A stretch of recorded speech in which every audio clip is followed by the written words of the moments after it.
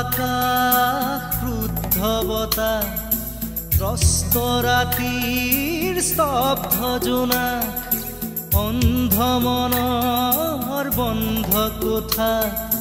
হিংস্ৰ প্ৰেমৰ মুক্ত প্ৰকাশ মুকুতি